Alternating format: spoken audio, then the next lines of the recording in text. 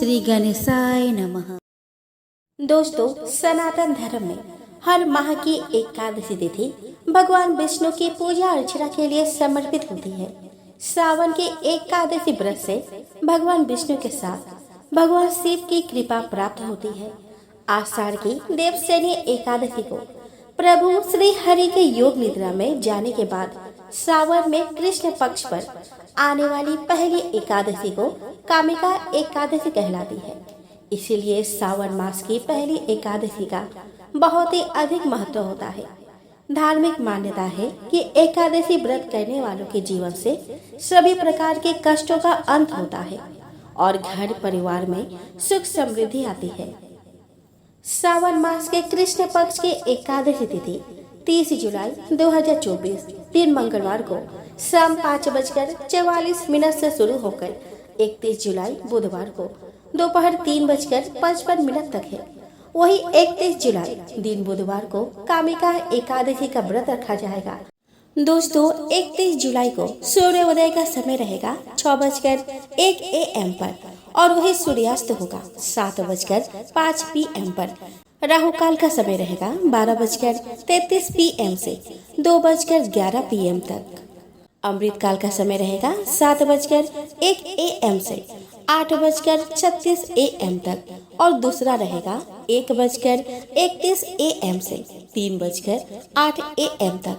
ब्रह्म मुहूर्त का समय रहेगा 4:25 AM से 5:13 AM तक।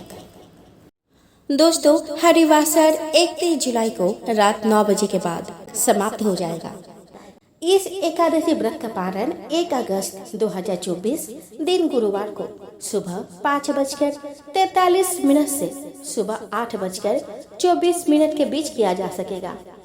दोस्तों, कृष्ण पक्ष द्वादशी तिथि की शुरुआत 31 जुलाई को 3:55 पर होगा और इसके समापन 1 अगस्त को 3:29 PM पर होगा। दोस्तों, इसी दिन प्रदोष व्रत भी रखा जाएगा और 1 अगस्त को सूर्योदय का समय रहेगा 6:01 AM पर और सूर्यास्त जाएगा 7:04 PM पर। राहु काल का समय रहेगा 2:11 PM से 3:48 PM तक। अभिजीत मुहूर्त का समय रहेगा 12:07 PM से 12:59 PM तक। अमृत काल का समय रहेगा 12:43 AM से 2:21 AM तक और ब्रह्म मुहूर्त का समय रहेगा 4:25 AM से 5:13 AM तक। कामिका एकादशी पर दुर्लभ ध्रुव योग और शिववास योग का निर्माण हो रहा है। इस योग में भगवान विष्णु और मां लक्ष्मी की पूजा करने से साधक को अक्षय फल की प्राप्ति होती है। इस दिन सर्वार्थ सिद्धि योग भी दिन भर है। वही देवों के देव महादेव कामिका एकादशी पर जगत की देवी मां पार्वती के साथ कैलाश पर्वत पर विराजमान रहेंगे। भगवान शिव दोपहर 3:55 तक कैलाश पर रहेंगे। इसके बाद नंदी पर सवार होंगे। इस तिथि पर बालव और कौलव करण के योग भी बन रहे हैं। इसके साथ ही रोहिणी नक्षत्र का भी संयोग बन रहा है। इन शुभ योग में इस दिन भगवान शिव का अभिषेक करने से साधक को सभी प्रकार के सुखों की प्राप्ति होती है। कामिका एकादशी के दिन सुबह जल्दी उठकर स्नान करने के साथ साफ कपड़े धारण कर ले। इसके बाद मंदिर की अच्छी तरह से साफ सफाई कर ले। फिर देवी देवताओं को स्नान कराने के बाद साफ कपड़े पहनाए और मंदिर में दीप प्रज्वलित करे। कामिका एकादशी के दिन सुबह विष्णु भगवान के कृष्ण अवतार की आराधना करें। इसके बाद व्रत का संकल्प ले और भगवान विष्णु का ध्यान करें। उनको पीले फूल, पंचामृत और तुलसी दल अर्पित करें। फल भी अर्पित कर सकते हैं। भगवान कृष्ण का ध्यान करें और उनके मंत्रों का जाप करें। एकादशी का व्रत रखकर भगवान विष्णु की पूजा की जाती है, लेकिन सावन के एकादशी व्रत से भगवान विष्णु के साथ साथ भगवान शिव की भी कृपा प्राप्त होती है। इस एकादशी में भगवान विष्णु की पूजा करने से समस्त देवी देवताओं के समेत नाग, किन्नर और पितरों की पूजा हो जाती है।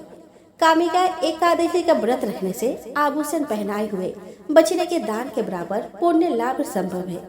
कामिका एकादशी का व्रत रखने से सभी प्रकार के कष्टों से मुक्ति मिल सकती है। और जीवन में सुख समृद्धि में वृद्धि होती है। आइए दोस्तों, अब हम कामिका एकादशी की पावन व्रत को सुनते हैं। दोस्तों, अर्जुन ने कहा कि हे प्रभु, मैंने आषाढ़ माह के शुक्ल पक्ष की देवसेनी एकादशी का सविस्तार वर्णन सुना। अब आप मुझे श्रावण माह के कृष्ण पक्ष की एकादशी की कथा सुनाने की कृपा करें। इस एकादशी का क्या नाम है, इसकी विधि क्या है, इसमें किस देवता का पूजन होता है, इसका उपवास करने से मनुष्य को किस फल की प्राप्ति होती है। भगवान श्री कृष्ण ने कहा कि हे श्रेष्ठ धनुर्धर, मैं श्रावण माह के पवित्र एकादशी की कथा सुनाता हूँ। ध्यान पूर्वक श्रवण करो। एक बार इस एकादशी के पावन कथा को भीष्म पितामह ने लोकहित के लिए नारद जी से कहा था। एक समय नारद जी ने कहा कि हे पितामह, आज मेरी श्रावण के कृष्ण पक्ष की एकादशी की कथा सुनने की इच्छा है, अतः आप इस एकादशी की व्रत कथा विधान सहित सुनाइए। नारद जी की इच्छा को सुनकर पितामह भीष्म ने कहा कि हे नारद जी, आपने बहुत ही सुंदर प्रस्ताव किया है। अब आप बहुत ध्यान पूर्वक इसे श्रवण कीजिए। श्रावण माह के कृष्ण पक्ष की एकादशी का नाम कामिका एकादशी है। इस एकादशी की कथा सुनने मात्र से ही वाजपेय यज्ञ की फल की प्राप्ति होती है। कामिका एकादशी के उपवास में शंख चक्र गदाधारी भगवान विष्णु का पूजन होता है। जो मनुष्य इस एकादशी को धूप दीप नैवेद्य आदि से भगवान विष्णु की पूजा करते हैं, उन्हें गंगा स्नान के फल से भी उत्तम फल की प्राप्ति होती है। सूर्य ग्रहण और चंद्र ग्रहण में केदार और कुरुक्षेत्र में स्नान करने से जिस पुण्य की प्राप्ति होती है, वह पुण्य कामिका एकादशी के दिन भगवान विष्णु की भक्ति पूर्वक पूजा करने से प्राप्त हो जाता है। भगवान विष्णु की श्रावण माह में भक्ति पूर्वक पूजा करने का फल समुद्र और वन सहित पृथ्वी दान करने के फल से भी ज्यादा होता है। व्यतिपात में गंडकी नदी में स्नान करने से जो फल प्राप्त होता है, वह फल भगवान की पूजा करने से मिल जाता है। संसार में भगवान की पूजा का फल सबसे ज्यादा है, अतः भक्ति पूर्वक भगवान की पूजा ना बन सके तो श्रावण माह के कृष्ण पक्ष की कामिका एकादशी का उपवास करना चाहिए। आभूषणों से युक्त बछड़ा सहित गोदान करने से जो फल प्राप्त होता है, वह फल कामिका एकादशी के उपवास से मिल जाता है। जो उत्तम द्विज श्रावण माह के कृष्ण पक्ष की कामिका एकादशी का उपवास करते हैं तथा भगवान विष्णु का पूजन करते हैं, उनसे सभी देव नाग किन्नर पितृ आदि की पूजा हो जाती है।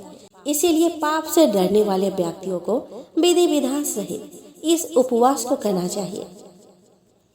संसार सागर तथा पापों में फंसे हुए मनुष्य को इनसे मुक्ति के लिए कामिका एकादशी का व्रत करना चाहिए। कामिका एकादशी के उपवास से भी पाप नष्ट हो जाते हैं। संसार में इससे अधिक पापों को नष्ट करने वाला कोई और उपाय नहीं है। हे नारद जी, स्वयं भगवान ने अपने मुख से कहा है कि मनुष्य को अध्यात्म विद्या से जो फल प्राप्त होता है, उससे अधिक फल कामिका एकादशी का व्रत करने से मिल जाता है। इस उपवास को करने से मनुष्य को न यमराज के दर्शन होते हैं और न ही नरक के कष्ट भोगने पड़ते हैं। वह स्वर्ग का अधिकारी बन जाता है। जो मनुष्य इस दिन तुलसी दल से भक्ति पूर्वक भगवान विष्णु का पूजन करते हैं, वे इस संसार सागर में रहते हुए भी इस प्रकार अलग रहते हैं, जिस प्रकार कमल पुष्प जल में रहते हुए भी जल से अलग रहता है। तुलसी दल से भगवान श्री हरि का पूजन करने का फल एक बार स्वर्ण और 4 बार चांदी के दान के फल के बराबर है। भगवान विष्णु रत्न मोती मणि आदि आभूषणों की अपेक्षा तुलसी दल से अधिक प्रसन्न होते हैं। जो मनुष्य प्रभु का तुलसी दल से पूजन करते हैं, उनके सभी पाप नष्ट हो जाते हैं। हे नारद जी, मैं भगवान के अति प्रिय श्री तुलसी जी को प्रणाम करता हूँ। तुलसी जी के दर्शन मात्र से मनुष्य के सभी पाप नष्ट हो जाते हैं और शरीर के स्पर्श मात्र से मनुष्य पवित्र हो जाता है। तुलसी जी को जल से स्नान कराने से मनुष्य की सभी यम यातनाएं नष्ट हो जाती है। जो मनुष्य तुलसी जी को भक्तिपूर्वक भगवान के श्री चरण कमलों में अर्पित करता है उसे मुक्ति मिलती है। इस कामिका एकादशी की रात्रि को जो मनुष्य जागरण करते हैं और दीपदान करते हैं उनके पुण्य को लिखने में चित्रगुप्त भी असमर्थ है। एकादशी के दिन जो मनुष्य भगवान के सामने दीपक जलाते हैं उनके पितर स्वर्ग लोक में अमृत का पान करते हैं। भगवान के सामने जो मनुष्य घी या तिल के तेल का दीपक जलाते हैं उनको सूर्य लोक में भी सहस्रों दीपकों का प्रकाश मिलता है। एक गांव में एक वीर क्षत्रिय रहता था। एक दिन किसी कारणवश उसकी ब्राह्मण से हाथापाई हो गई और ब्राह्मण की मृत्यु हो गई। अपने हाथों मारे गए ब्राह्मण की क्रिया उस क्षत्रिय ने करनी चाहिए, परंतु पंडितों ने उसे क्रिया में शामिल होने से मना कर दिया। तब ब्राह्मणों ने बताया कि श्रावण माह के कृष्ण पक्ष की एकादशी को भक्ति भाव से भगवान श्रीधर का व्रत एवं पूजन कर ब्राह्मणों को भोजन कराकर सदक्षिणा के साथ आशीर्वाद प्राप्त करने से इस पाप से मुक्ति मिलेगी।